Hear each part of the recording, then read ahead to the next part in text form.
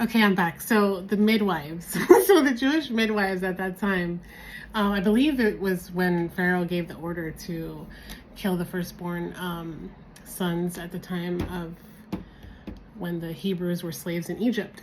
And Pharaoh gave the order about, my video looks weird now, but anyway, gave the order to kill, and the midwives did not. And one of the things the Geneva Bible talked about in the notations or the notes or whatever, and you can, Geneva Bible still exists, you can look this up for yourself, but apparently it talked about how the midwives were correct to do that. They were correct to disobey that order from Pharaoh.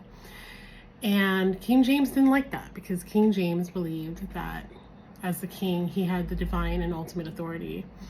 And so something clicked in that moment, and I feel like God was just revealing to me why these governments and these kings and these rulers, they don't like the Bible, they don't like God's people, and it's because we answer to the ultimate authority. We don't answer. See, because I was like, God, but Christians are awesome. Why would they want to get rid of us? We're law-abiding, we're generous and loving and like kind, and like we literally, like, name an organization pretty much that's charitable and there's some sort of Christian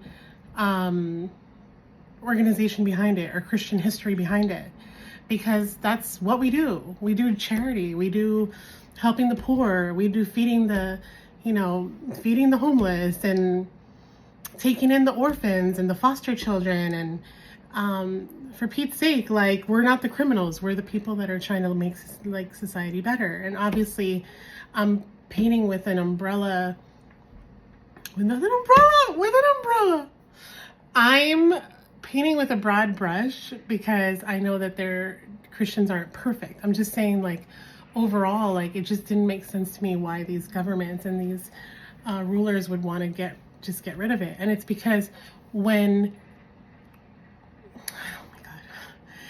the rulers, whoever they may be at the time, a king, a president, a dictator, when they're putting rules out there and when they're saying do this, do that, and it doesn't line up with what God says in his word, that's when the Christians push back. And that's when the Christians say, no, we're not going to do that. We're not going to bend the knee, because that's not God's way. And you're going against God's way. And so now we have to push back.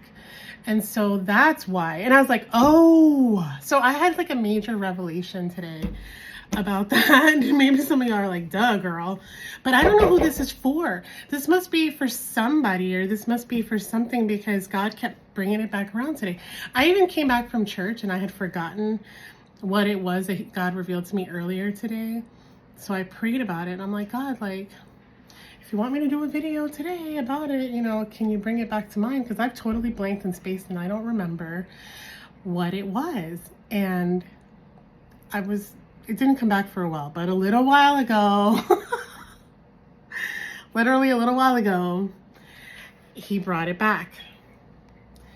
And I was like, okay, well, it's still today. And I had said in my prayer that if you want me to do this today, please bring it back to memory and I'll make a video. So here we are. So that was my revelation. And I realized rulers that want to do whatever they want don't want that. Rulers want to be able to do whatever they want, period.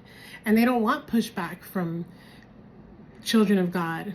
They don't want pushback from people reading the Bible and knowing that the truth says this, I'm going against the truth, and now these people are not going to fall in line. So that's why these tyrannical systems get rid of the Bible. Now, again, this was the revelation. It might be even more to it than that, but this is the revelation I had today, and I had a really aha moment with God, and I was like, wow, this makes so much sense now, because I couldn't understand why they'd want to get rid of us. I'm like, we're pretty awesome. Like, I don't get it. And then he reminded me too, like, remember Shadrach, Meshach, and Abednego, and how they would not bend the knee, and then they were thrown in the furnace, but Jesus was with them. And remember Mordecai, who would not bow to Haman, and Haman came for him, but God protected his people once again. And so God's going to protect his people. God's for us. He's with us. And even through persecutions and stuff, we have an everlasting promise. Death, where is your sting, right? We have the everlasting hope of heaven, and we know that we'll live forever with him. And so we have the victory, people. We have the victory, okay, period. But that makes us dangerous. That makes us dangerous to tyrannical governments because we're willing to die for our cause. There were people martyred in King James time by order of King James, from my understanding, because they were propagating and spreading that Geneva Bible, and they were passing it around, or they had it in their possession, or they were teaching it. And he was like, oh, no, you don't. And so he finally,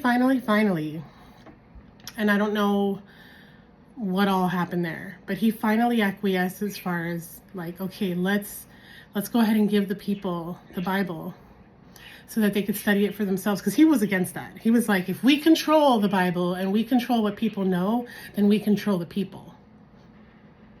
But if the people have their own copy of the Bible and they know the truth for themselves, that's dangerous, right? And so if you think about it, same thing is happening today in our society. It's been happening, people, since Bible times. But it's just like a reminder of this is, once again, here we are with the tyranny. And it's happening in our country, which is really disturbing. But again, we have the victory. And again, I don't know who this is for, but if this really like gave you hope and whatever, let me know. So yeah, I was like, whoa. Oh, back to King James. So he came to his senses, so to speak, and decided, let's go ahead and give the people their own Bible, but let's make the King James version, which, ooh, okay, because a lot of us, right, we've always known the King James version. I'm not saying the King James version is wrong, but I am saying that he took out some of those footnotes or what have you from the Geneva that were in the Geneva that he didn't care for about like Pharaoh and all that. And he did not include that in his, in his version. And so, but, I'm just saying, I think the whole point of it is still that we have the victory. The Bible is still the word of God. It's still true.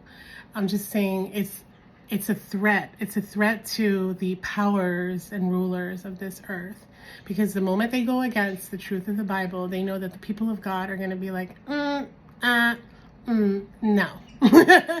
And we're willing to die as martyrs for it. And if you're not, then you better check your faith a little bit. Okay. Bye.